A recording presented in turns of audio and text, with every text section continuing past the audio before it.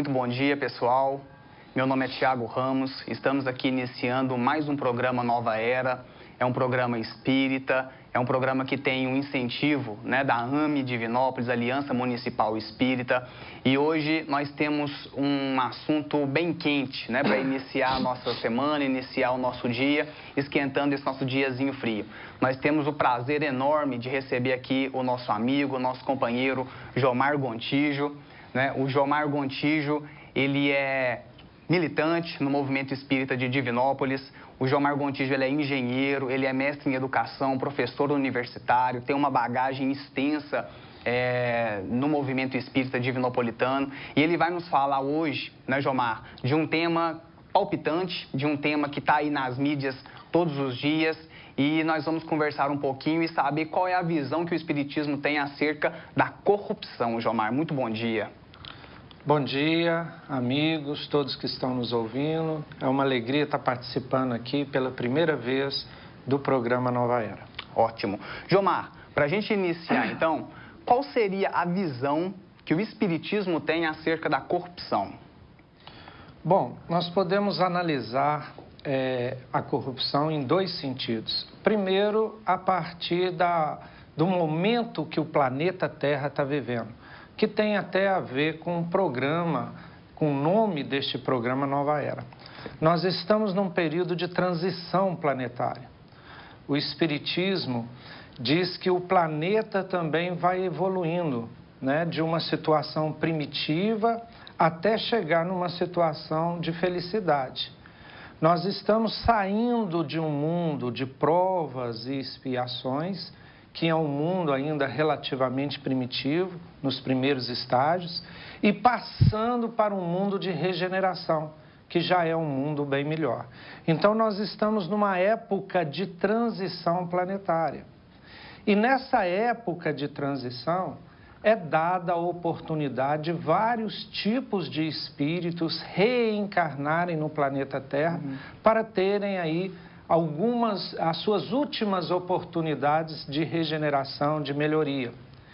E é claro que esses espíritos nem todos conseguem passar com sucesso nas suas provas, naquilo que ele escolheu, que ele planejou para a própria vida. Alguns espíritos ainda acabam caindo nos erros de suas vidas passadas, né? Porque o espírito, ele vai evoluindo, ele não passa assim de um espírito ignorante, simples, para um espírito, vamos dizer assim, angelical, né? Com toda a sabedoria, com toda a bondade. Ele vai evoluindo paulatinamente ao longo das suas vidas. E o que acontece? Muitas vezes o intelecto avança, né? A humanidade como toda, ela avança tecnologicamente, na ciência, que é o que aconteceu no planeta Terra. Nós evoluímos muito, estamos chegando já na regeneração em termos de tecnologia, em termos de conhecimento, mas a moral não chegou ainda. A moral está um pouco atrasada e muitas vezes isso acontece. Evolui-se primeiro no intelecto, em conhecimento, e depois a moral vem caminhando junto. Então, nós estamos passando essa fase de transição planetária, onde esse tipo de coisa é comum. Só para você entender, é mais ou menos quando se faz uma reforma de casa. Você já fez reforma na sua casa? Eu já fiz muita mudança de casa. E aí, Tiago, a questão da reforma é o seguinte: geralmente o ideal é você sair da casa e fazer a reforma. Nós estamos morando na casa e fazendo a reforma. Então, realmente parece uma bagunça, mas não é uma bagunça. Entendo. Né? Jesus está no leme e o barco continua avançando. Sim. A gente pode até comparar também, Jomar, a um nascimento, né? Como você disse, é um nascimento de uma nova era, né? Até uma brincadeira com o nome do programa. E quando eu costumo falar dessa forma, né? Se você vê, por exemplo, algum desavisado passando por uma sala de parto e escutando lá uma mulher tendo aquele, né, tendo um bebê, um parto normal, por exemplo, e dando aqueles gritos, né, que são inerentes. Se ele não souber do que está acontecendo, ele vai achar que aquilo tem uma certa anarquia ali dentro. Quando está acontecendo uma das coisas mais bonitas, que é o nascimento de uma vida. Então, a gente pode estar passando por esse momento de que está nascendo uma nova era e a gente está indo nesses estertores, né, dessa era que está iniciando. Mas e que você disse, Jomar, que às vezes o intelecto avança e a moral fica para trás.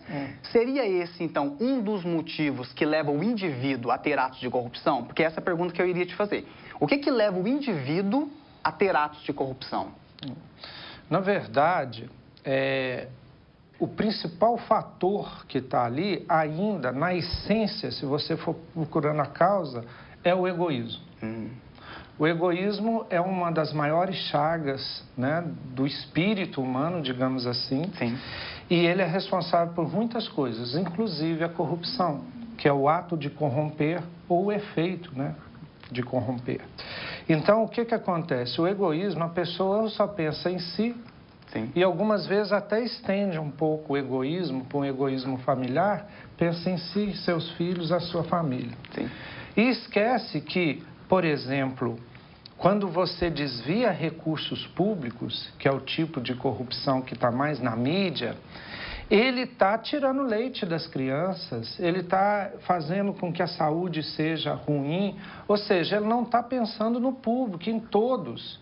Porque esse dinheiro que ele está roubando, que é o nosso dinheiro, que junta tudo lá e vai promover a saúde, vai promover a educação, ele está desviando para ele está pensando só em si, está pensando só em sua família e não está tendo consciência, ou tem consciência, e mesmo assim o faz por causa do egoísmo, de um mal muito grande que ele está, em consequência, realizando. Então, o principal fator é um egoísmo, né? E essa questão de não se sensibilizar ainda que nós todos somos irmãos. Né? A caridade, como ensinava Jesus. Ótimo. E esse egoísmo, Jomar, que você disse, ele é inerente a todo ser humano, né? Ao espírito, de uma forma geral. Então, tanto a classe política, tanto aqueles que gerenciam, né, grandes quantidades financeiras, mas ele também é inerente ao espírito que está lá no capilar da sociedade. Né? Então, a minha pergunta seria nesse seguinte: como que o espiritismo interpreta essa corrupção, tanto a nível macro, né? Questões políticas, nas grandes instituições, e também essa corrupção a nível micro, né? Essa corrupção nossa ali, lá bem mesmo no capilar da sociedade. Como que o espiritismo interpreta isso? Nós podemos entender também, Tiago, de duas formas. A primeira é verificando a questão moral, a questão da consciência do indivíduo. E aí, o espiritismo, como Jesus, ele é muito drástico, ele é muito sério nessa questão. Primeiro, é importante esclarecer para o amigo telespectador que a moral espírita, ela é uma revivência da moral evangélica, da moral de Jesus. A moral que está lá nos evangelhos, reinterpretada pelos espíritos, que leem Jesus de uma forma diferente. Né, em alguns detalhes. Na essência, é o mesmo que leem também as outras religiões cristãs. Porque a essência do conhecimento da moral cristã, que é universal, né, que serve para todos os seres humanos de todas as religiões, é o amor e a prática do amor que se chama caridade. Então, Jesus tem um momento que ele fala assim: se você pensou, se você desejou a mulher do próximo, você já traiu. E aí a gente fica assustado, mas não pode nem pensar, então peraí. Está todo mundo pecando, né? Então, mas o que Jesus quis dizer é o seguinte, que se você pensa, só está faltando a oportunidade. Não é isso? Se houver a oportunidade, o fato acontece. Então, o seu estado evolutivo é o mesmo estado evolutivo de quem pratica. Só te faltou oportunidade. Então, o nosso pensamento, ele nos diz daquilo que somos. Se nós pensamos, nós podemos fazer. Então, agora, se eu penso e sou capaz de refletir e não fazer, já é um passo além. né? Já é um passo que eu já estou lutando contra uma natureza que eu tenho. Quando a oportunidade lhe é dada. Quando a oportunidade lhe é dada. Então, a gente vai avançando passo a passo. Então, por exemplo, se alguém tem a capacidade de verificar que recebeu um troco errado na padaria e aquilo lhe privilegia, e ele é capaz de guardar esse troco, ficar caladinho e não falar nada, se chegar uma oportunidade dessa pessoa desviar alguns milhões de reais da merenda escolar, por exemplo, ele pode fará. Sim. Então, no aspecto evolutivo, né, que é o mais importante perante as leis divinas, essa pessoa está no mesmo estágio que estaria, por exemplo, um desse político corrupto que está aí sendo investigado pela Lava Jato. No entanto, existe a segunda análise, Sim. que é as consequências, né? Porque quando você está desviando apenas o troco de uma padaria, você provavelmente está prejudicando só o caixa. Sim.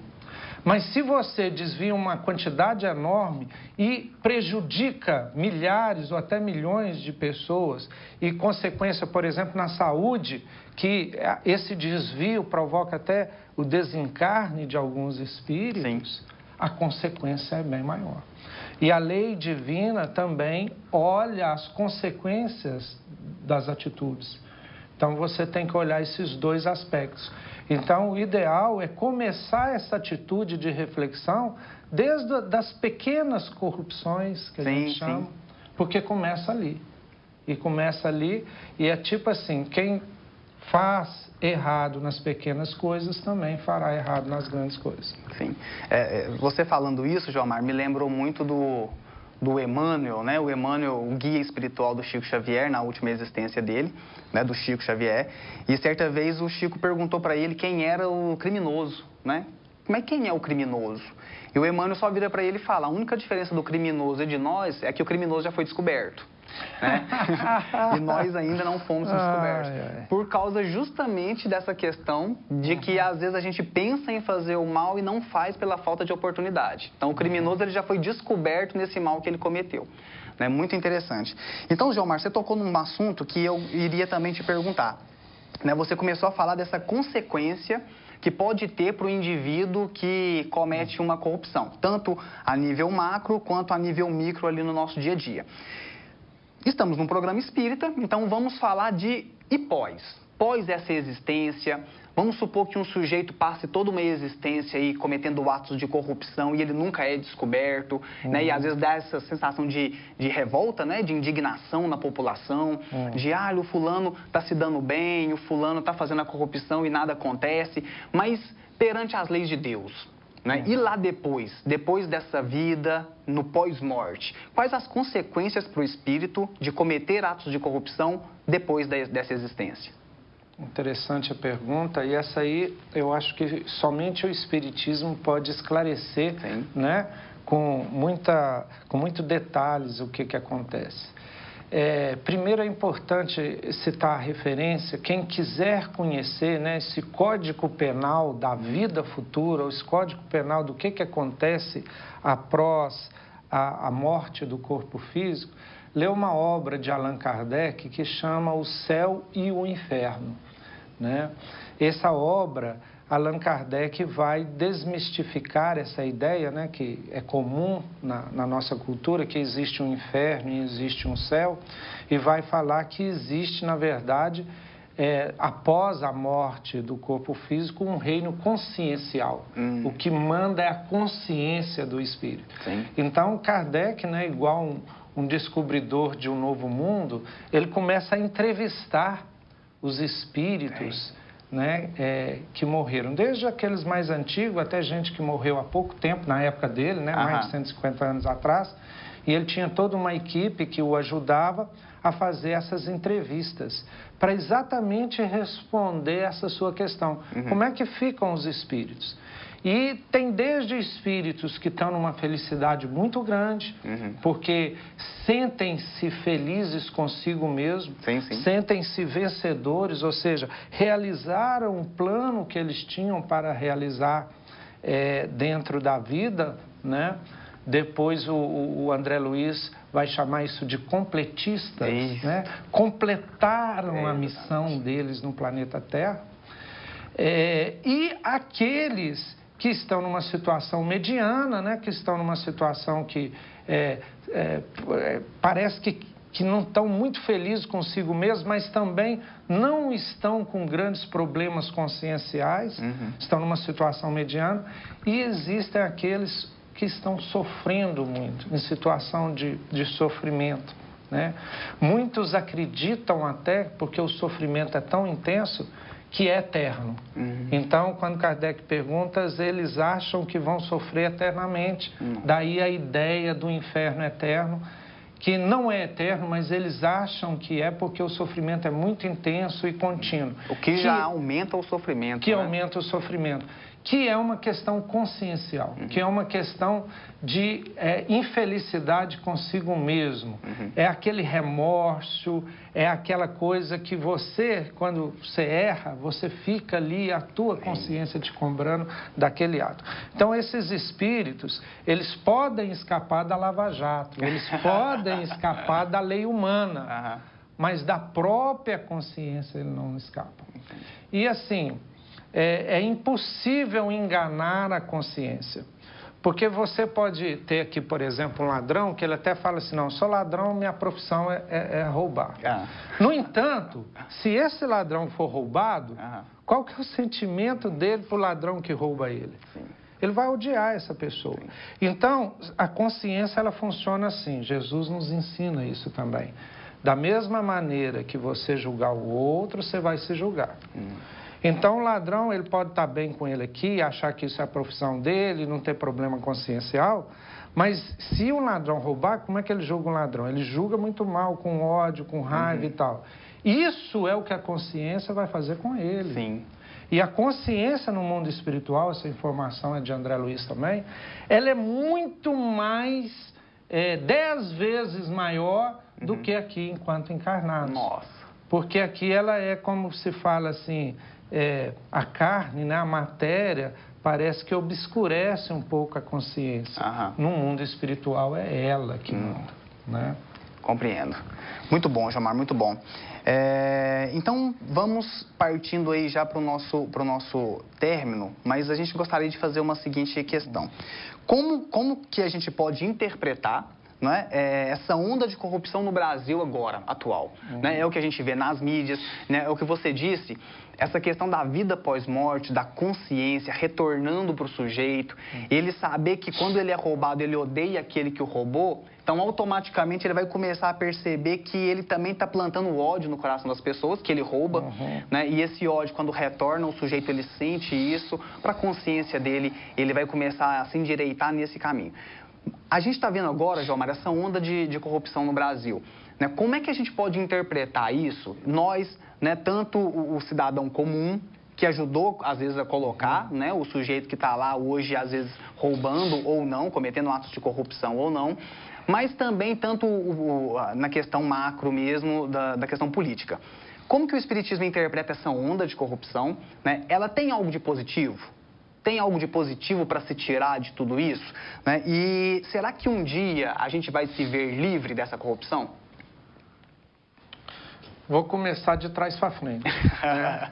A última pergunta, será que um dia a gente vai se ver livre disto? Com certeza, né, Tiago? A gente acredita na evolução, a gente acredita que o planeta, aliás, ele vai passar para um mundo de regeneração, querendo ou não, porque isso é a lei de evolução. Ninguém segura a lei de evolução. O que o nosso livre-arbítrio, e aí eu falo o livre-arbítrio de cada indivíduo, que de alguma forma é o livre-arbítrio do planeta Terra, né, somando tudo, ele pode atrasar essa evolução. Isso nós podemos fazer, né? Se a gente não se esforçar para que essa regeneração venha, ela pode ser atrasada, mas não indefinidamente. Um dia ela vai chegar, porque a evolução é uma das leis divinas, imutáveis. Agora, você perguntou assim, tem algo de positivo? Eu acho que é muito positivo, né? Isso não é uma coisa negativa. A primeira coisa que a gente tem que fazer uma análise é o seguinte, a corrupção sempre houve. Nunca deixou de acontecer. Sim. Desde a descoberta do Brasil e até antes, sempre houve. Já começou assim, né?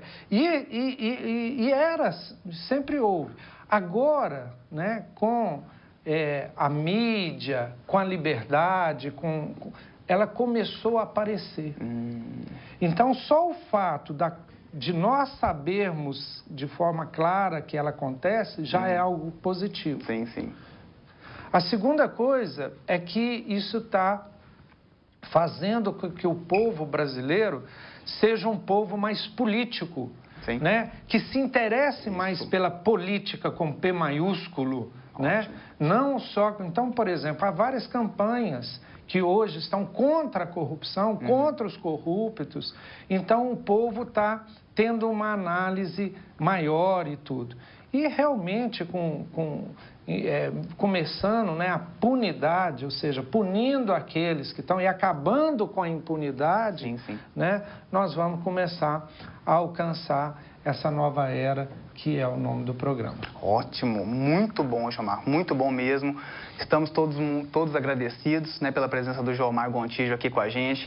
Eu acho que foi bastante válido, né, nos esclareceu bastante acerca dessa questão dessa corrupção nossa, né, do dia a dia, que às vezes a gente culpa muito o pessoal lá em cima, né? Mas faz aqui também. Mas faz aqui também. E se, como você mesmo disse, né, se é nós conosco mesmo e a nossa consciência depois do desencarne, sim, nós temos que cobrar, né, desse pessoal que está lá em cima, mas nós temos que também vigiar a gente aqui, né, Jomar? Isso aí. Te agradeço. Muito Tiago, obrigado. Rapidamente, só convidar as pessoas, né, para o quarto CETESP, que vai falar sobre mediunidade e ética, né? Tão necessário a ética, né? 16, 17 de setembro. Podem fazer inscrições nas casas espíritas e na internet também. O site é www.cetesp, né, Seminário de Ética e Espiritualidade, cetesp.org.br. Anotem aí. Muito obrigado, Jomar. Estamos terminando mais um programa Nova Era. Foi de uma grandiosidade enorme. Espero que vocês tenham gostado, espero que tenham esclarecido de alguma forma e que é isso que o Espiritismo vem contribuir conosco nessa nossa sociedade. Agradecemos a sua companhia, que tenha aí um lindo dia. Até uma próxima oportunidade.